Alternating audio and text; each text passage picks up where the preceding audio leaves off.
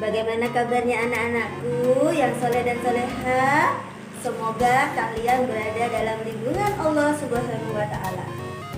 Nah, hari ini ketemu lagi dengan Ustazah Ais. Ya, kita ketemu di tema 3, subtema 3, bagian kedua. Nah, dalam pembelajaran kali ini kita akan belajar tentang apa saja? Yang pertama kita akan belajar tentang rangkaian campuran, persamaan dan perbedaan, rangkaian seri dan paralel, serta kita akan belajar tentang alat musik ritmis, melodis, dan diatonis mayor serta diatonis minor. Oke, sebelum kita belajar, siapkan dulu buku penanya, bu pena, siapkan dulu buku temanya dan alat tulisnya. Dan simak video Ustazah dari depan ya. Kita mulai dengan bacaan bismillah bersama-sama. Bismillahirrahmanirrahim. Oke, sebelum kita belajar, nah dari tadi pasti Ustazah Ais sudah yakin kalian itu sudah game yang banyak, sudah nonton video K-pop yang banyak. Nah, saatnya Ustazah Ais ngajak kalian refreshing dengan game berikut ini. Oke? Simak videonya ya.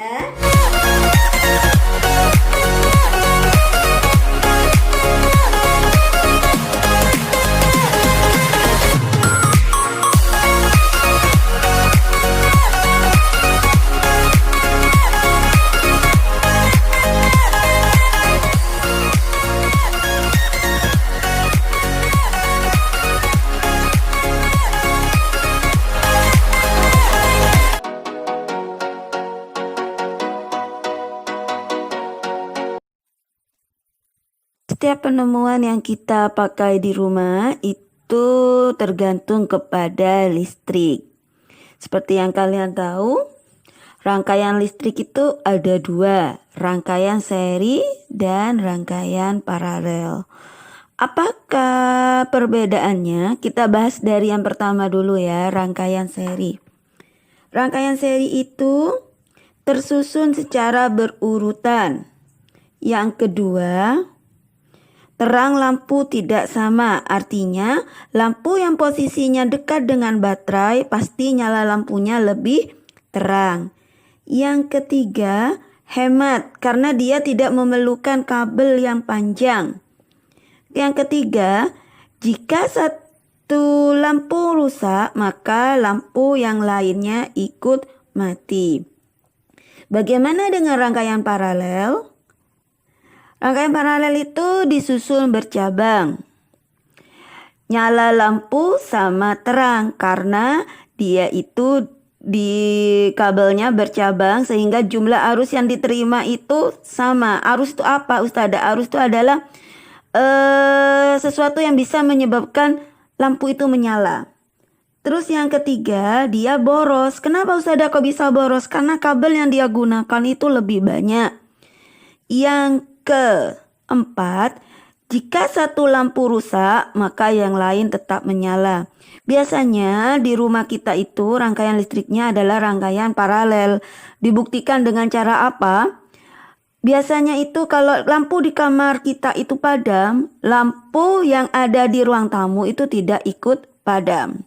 Apakah persamaan dari kedua rangkaian tersebut? Yang pertama, membutuhkan daya listrik yang besar.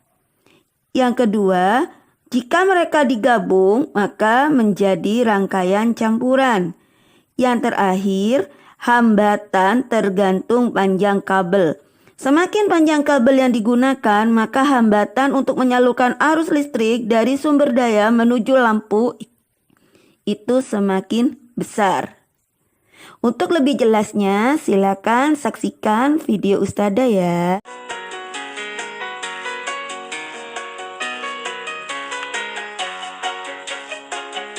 Eko akan mengamati rangkaian lampu pada 3 ruangan yang berbeda di rumahnya. Kita bantu Eko memilih ruangan yuk. Klik gambar ruangannya ya. Dapur, rangkaian listrik seri. mengamati lampu yang berada di dapurnya. Di dapur terpasang 2 lampu dan 1 saklar. Kita bantu Eko menyalakan lampu yuk.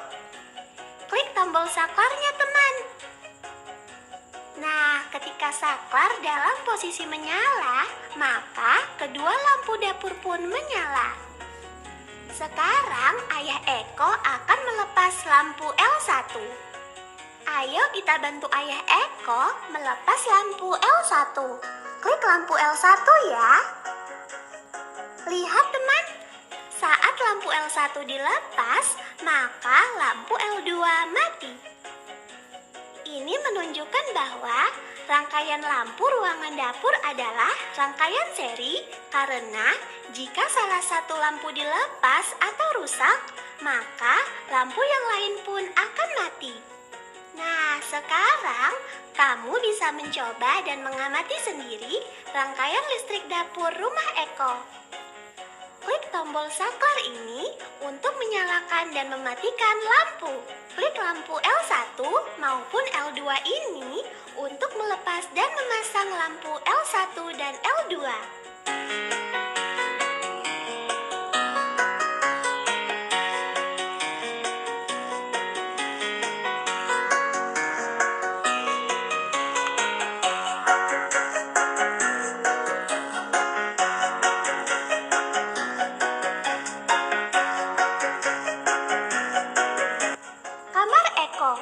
Rangkaian listrik paralel. Eko mengamati rangkaian lampu yang berada di kamarnya. Di kamarnya terpasang 2 buah lampu dan 1 saklar. Kita bantu Eko menyalakan lampu yuk. Klik tombol saklarnya teman.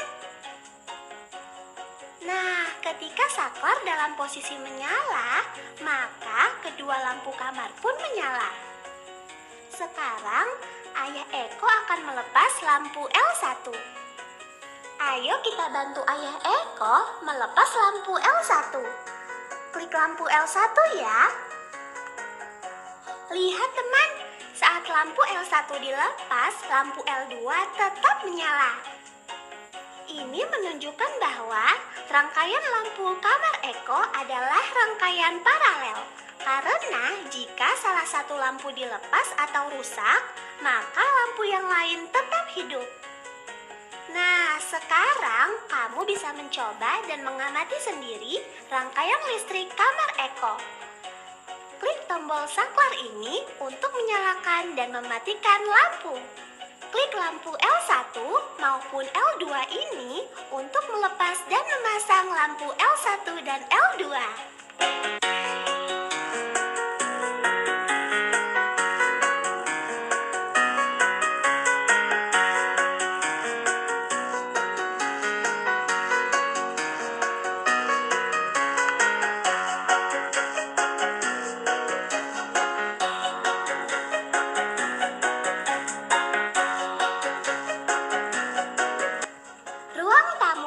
Rangkaian listrik campuran.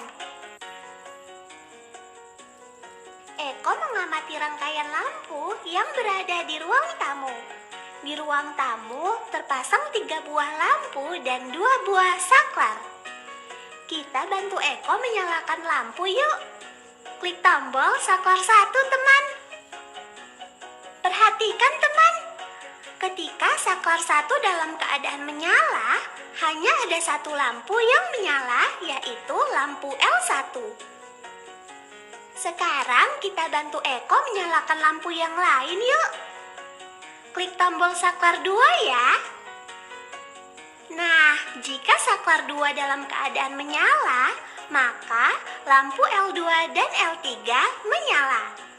Sekarang ayah Eko akan melepas lampu L2. Kita bantu ayah Eko melepas lampu L2 yuk. Klik lampu L2 ya. Lihat teman, saat lampu L2 dilepas, maka lampu L3 mati. Sementara itu, lampu L1 tetap menyala. Hal ini menunjukkan bahwa rangkaian pada lampu L2 dan L3 disusun secara seri karena jika salah satu lampu dilepas atau rusak, lampu yang lain akan mati.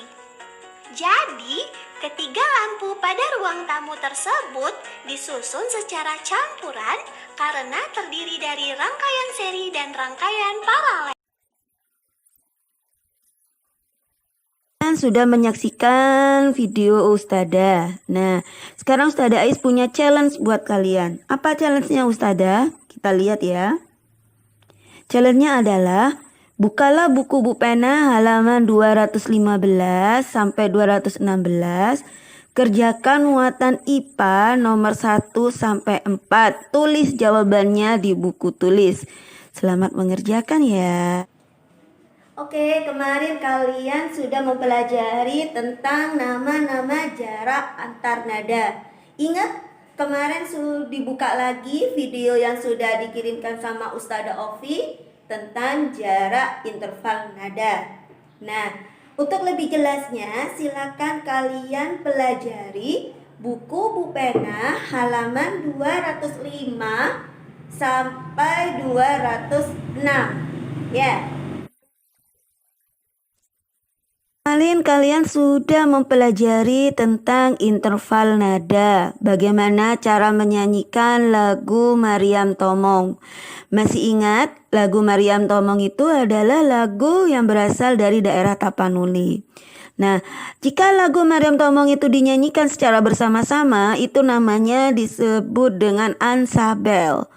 Untuk lebih indah suatu lagu itu maka perlu yang namanya alat musik. Alat musik dibagi menjadi dua. Yang pertama adalah alat musik ritmis. Alat musik ritmis ini biasanya bertujuan untuk menentukan suatu permulaan lagu. Nah, biasanya dia itu tidak berirama. Nah, apa saja alat musik ritmis itu, Ustadzah? Yang pertama, ada yang namanya drum timpani. Nah, drum timpani ini dimainkan dengan cara dipukul. Sedangkan tamborin itu dimainkan dengan cara diapakan? Digoyang. Sama dengan apa? Sama dengan angklung. Sedangkan simbal ini dimainkan dengan cara memukulkan satu bagian dengan bagian yang lain. Kalau triangle itu dimainkan dengan cara dia itu memukulkan pemukulnya ke arah bentuk logam yang berbentuk segitiga. Biasanya kebanyakan dari musik ritmis ini biasanya itu adalah yang digunakan dengan cara dipukul. Silakan kalian untuk mencari alat musik ritmis yang lain ya. Yang kedua adalah melodis.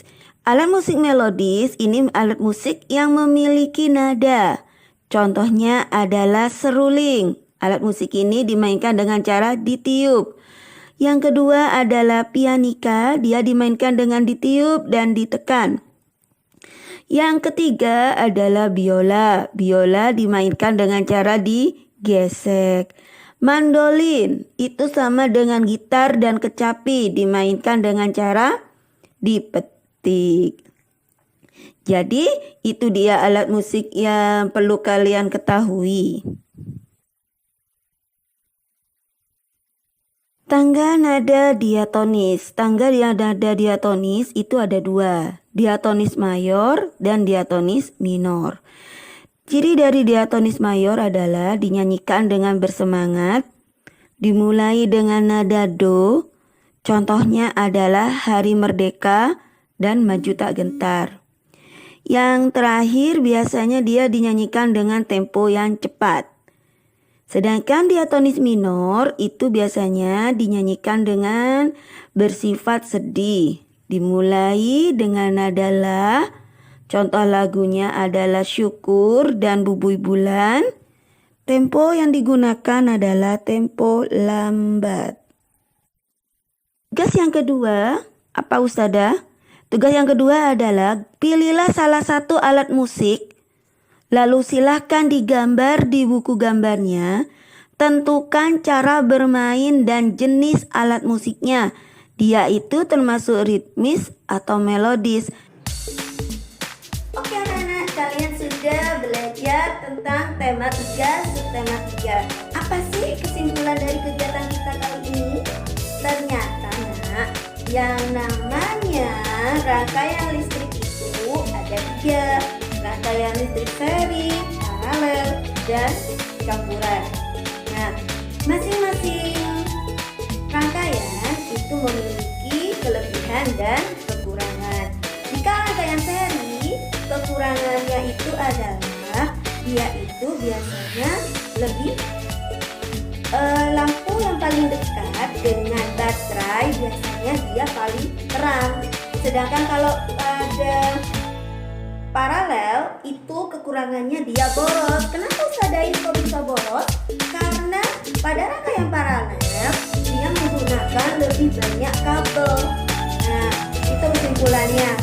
Rangkaian di rumah kita itu biasanya tersusun atas rangkaian listrik paralel. Ya, terus yang selanjutnya, alat musik itu terbagi menjadi 2. Alat musik ritmis sama alat musik melodis. Jika alat musik ritmis itu adalah alat musik yang tidak mempunyai nada dan biasanya itu digunakan untuk memulai suatu musik yang lain. Penada untuk memulai alat musik yang lain itu agak berbunyi. Nah, biasanya itu dimainkan dengan cara dipukul paling banyak. Ya. Yang kedua, alat musik melodis. Alat musik melodis itu memiliki irama. Nah, contohnya itu adalah gitar, seruling. Ya. Kalian pernah tahu tidak yang namanya birama 4/4? Nah, arti birama 4/4 itu artinya dalam satu nada itu ada 4 ketukan. Ingat baik-baik, birama 4/4 artinya dalam setiap nada itu ada 4 ketukan. Itu saja pembelajaran dari Ustazah. Semoga apa yang kita bahas hari ini berguna buat kalian dan menambah nilai pahala buat kita semua. Tetap sehat, tetap semangat. Jangan lupa hafalannya ditambah, sholat duhanya tetap dilaksanakan. Itu saja dari Ustazah Ais. Salam sehat. Terima kasih. Wassalamualaikum warahmatullahi wabarakatuh.